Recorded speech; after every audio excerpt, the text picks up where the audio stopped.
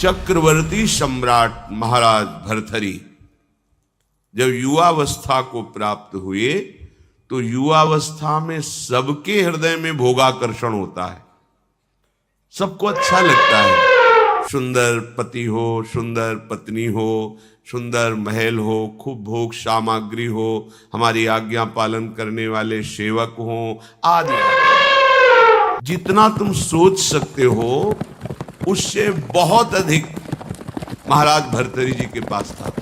क्योंकि चक्रवर्ती उसे ही कहते हैं। भूमंडल में एक छत्र राज, जहां से सूर्य उदय होता है और जहां सूर्य अस्ताचल को जाते हैं वहां तक उनका एक छत्र स्वामित्व। छोटे भाई विक्रमादित्य महान बलशाली, महान बुद्धिमान, कुछ कमी नहीं। यौवन अवस्था का आवेश, बार बार मन भोगों की तरफ, इंद्रियां भोगों की तरफ, क्योंकि इनका प्रमथन स्वभाव है। प्रमथन माने मथ देना, व्याकुल कर देना। जिस भोग का स्फुरण हुआ, संकल्प बना, क्रिया के लिए व्याकुल कर देना, ये प्रमथन स्वभाव वाली इंद्रियां भी हैं और प्रमथन स्वभाव वाला मन भी है। जब तक प्रभु का आश्रय नहीं है तब तक इस व्याकुलता को कोई सह नहीं सकता।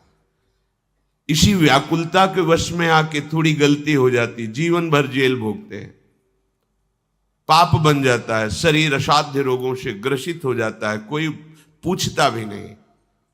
बस इन्हीं इंद्रियों के प्रमथन स्वभाव से दुर्गति होती है। इसको जो सह जाए वही भगवान का निज जन कहलाता है। यम ही न व्यथयन्ते ते पुरुषम पुरुषर्षभ। जो इन इंद्रियों के प्रमथन स्वभाव वाले व्याकुलता, विषय आकर्षण को सह गया, वही परम पद का अधिकारी होता है। यम ही न व्यथयन्ते ते पुरुषम पुरुषर्षभ सम दुखा सुखाधीरम स्वमृतत्वाय कल्पते। वही अमृत पद का अधिकारी अर्थात परम पद का अधिकारी अर्थात अविनाशी सच्चिदानंद प्रभु के नित्य सानिध्य को प्राप्त होता है।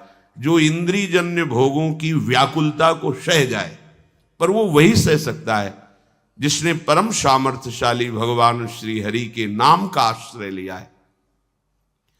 भर्तृहरि जी के हृदय में स्त्री के प्रति आकर्षण पैदा हुआ। सर्व सामर्थ्यशाली थे, आदेश किया, कई बार सुनाया है, पर ये बार बार सुनकर कम से कम समझ में तो आ जाए। विश्व की सबसे सुंदर राजकुमारी को हमारे पास पत्नी के रूप में वर्ण करने के लिए लाया जाए।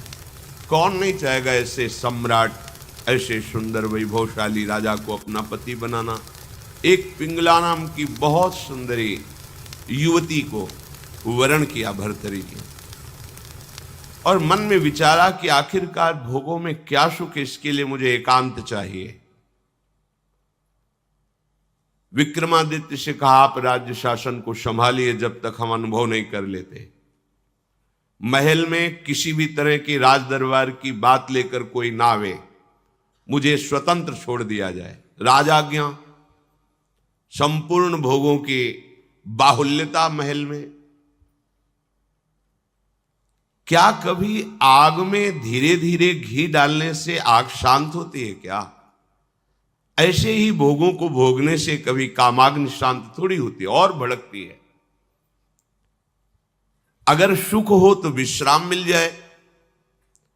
एक दिन पिंगला काफी समय व्यतीत होने के बाद वो अपने महल की पीछे खिड़की से झांक रही थी।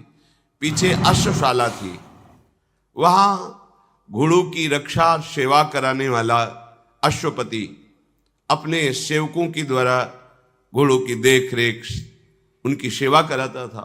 बहुत ही हष्ट पुष्ट जवान। पिंगला देखकर आसक्त हो गई, एकांत में मिलने लगी। जब महाराज विश्राम को होते तो एकांत में मिलने लगी।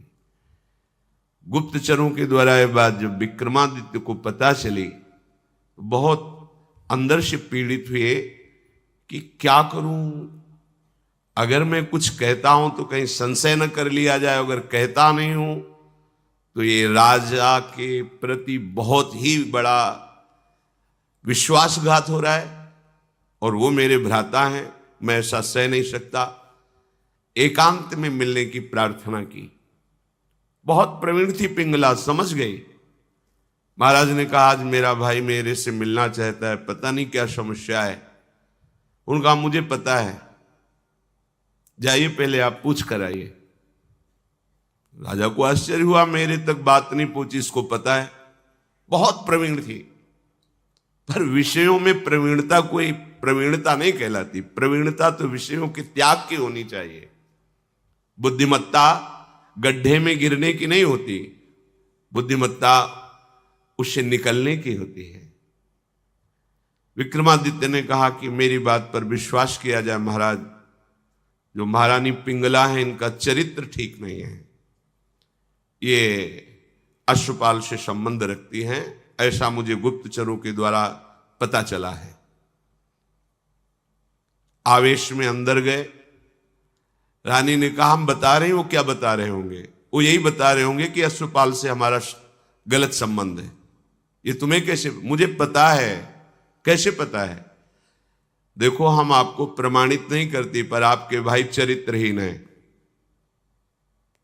नहीं, इसका प्रमाण चाहिए। आप ऐसे पवित्र भाई के ऊपर ऐसी बात नहीं लगा सकती। तो धन दे करके किसी राज सैनिक को अपने अनुकूल करके किसी एक सदगृहस्थ परिवार को इस बात पे राजी किया कि तुम सभा में कहो कि हमारे बहू को ये राजपद पर होने पर गलत दृष्टि रखते हैं, गलत आचरण करते हैं, नहीं तो तुम्हारे पूरे परिवार को मरवा दूंगी। और महारानी पद में है, अगर ऐसा बोला तो सब सुख सुविधाएं आपको दे देंगी।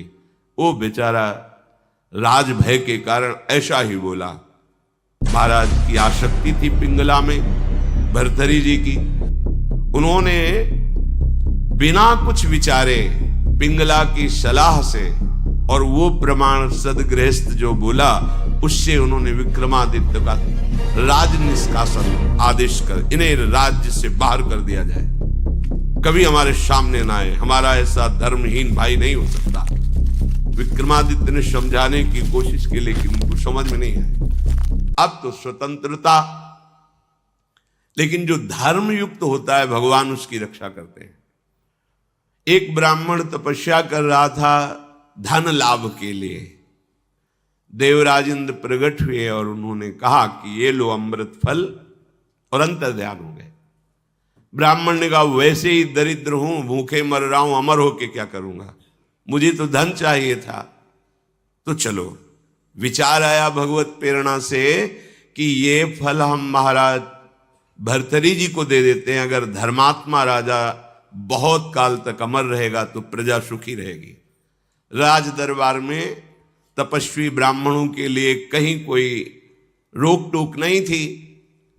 वो गए महल में मिलने की आकांक्षा की, तुरंत आदर सहित महाराज भर्तरी उपस्थित हुए। आज्ञा कीजिए।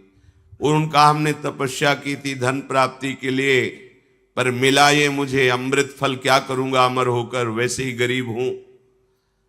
हमारी इच्छा है कि आप जैसे धर्मात्मा राजा यदि अमर रहेंगे तो प्रजा का पुत्रवत पालन करेंगे, और मुझे धन चाहिए तो आप धन दिला दीजिए और ये अमर फल ले लीजिए। अविश्वास की कोई गुंजाइश नहीं थी, क्योंकि तपस्वी ब्राह्मण थे। महाराज भर्तरी ने आदेश किया जितना ये धन चाहे इनको दे दिया जाए। अमर फल लेकर एकांत में विचार किया कि मेरा संपूर्ण मन तो पिंगला में लगा हुआ है, मैं अमर होकर क्या करूंगा। यदि पिंगला अमर हो जाए तो जब तक जीवित रहूंगा ये हमारे साथ रहेगी।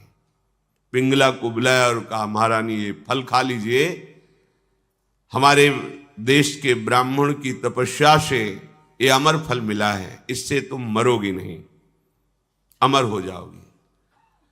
उनका आपको पता है कि अमर फल ऐसे नहीं पाया जाता, स्नान आदि करके देवार्चन करके हम पा लेंगे, दे दीजिए। ले लिया। पिंगला ने विचार किया कि अगर मेरा मित्र अश्वपाल अमर हो जाए तो फिर हमारा मिलन होता रहेगा। एकांत में जब अश्वपाल मिला तो उसको अमर फल दे दिया कि तुम पालो इसे। उसने भी कहा हम पालेंगे, लेके चला गया। और उसकी परम आसक्ति थी महाराज के दरबार की नर्तकी वैश्या से। नवयुवती अत्यंत सुंदर। उसने उस वैश्या को बुलाया अश्वपाल ने और कहा कि अमर फल मुझे प्राप्त हुआ है, मैं अमर होके क्या करूंगा, मेरी आसक्ति तो तुम्हारे में है, तुम इसे पालो, अमर हो जाओगी। तो जब तक मैं जीवित रहूंगा तुम्हें देखता रहूंगा, तुमसे मिलता रहूंगा। वैश्या ने फल ले लिया। वैश्या ने विचार किया, मैं जिस दरबार की नर्तकी हूं तो अमर होकर क्या करूंगी, नाचती ही तो रहूंगी। अगर मेरा महाराज अमर रहे तो अच्छा रहेगा। नर्तकी ने उनके निज महल के अंगरक्षक से कहा कि मुझे महाराज से मिलने की प्रार्थना की जाए और मिलाया जाए। महाराज कृपा करके मिले, क्या बात है? तो उन्होंने कहा, मैं आपके दरबार की नर्तकी हूं, मुझे अमर फल मिला है, मैं आपको देना चाहती हूं। होश उड़ गए महाराज के। वही अमर फल। वैश्या से कहा कि तुम्हें किसी भी तरह का दंड नहीं दिया जाएगा, पर तुम सत्य बोलो, ये अमर फल कहां से प्राप्त हुआ है?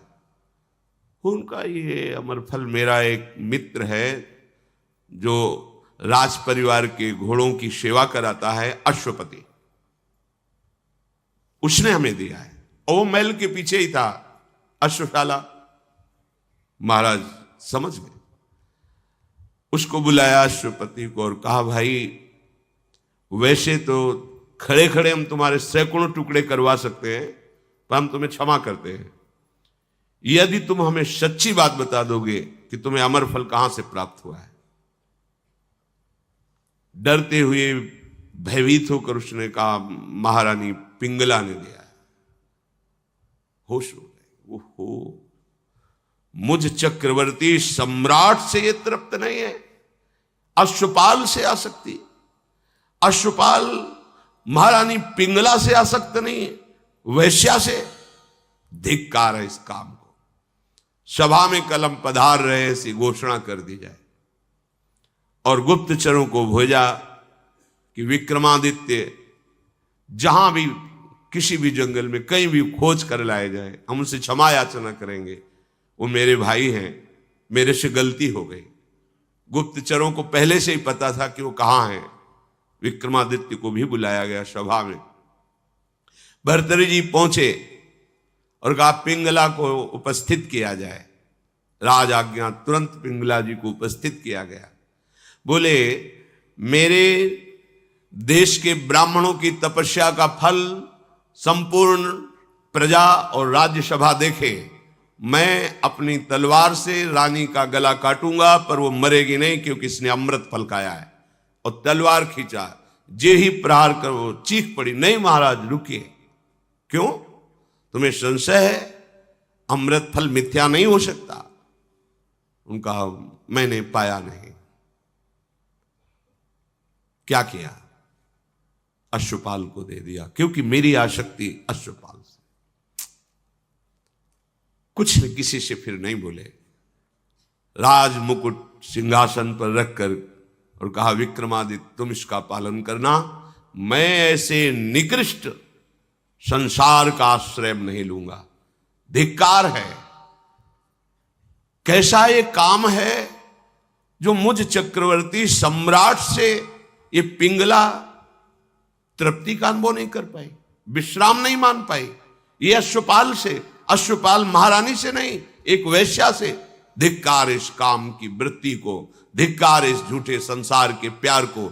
और घोर वैराग्य में जीवन व्यतीत किया और भगवान शंकर का साक्षात्कार करके ये वरदान मांगा कि कभी मुझे सम्मान से भिक्षा भी ना मिले, क्योंकि ये सम्मान ही संसार के राग को पुष्ट करता है।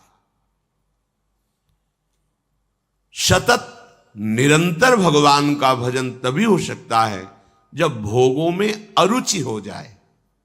हम भोगों को सत्य मान रहे हैं। मीठी मीठी बातें, छल कपट की बातें, अज्ञान की धरा में जहां सुख नहीं है, उन इंद्रियों में सुख का भाव, यही भजन नहीं होने देता। यही हमें बार बार जन्म मरण, दुख, क्लेश, अशांति प्रदान करता है।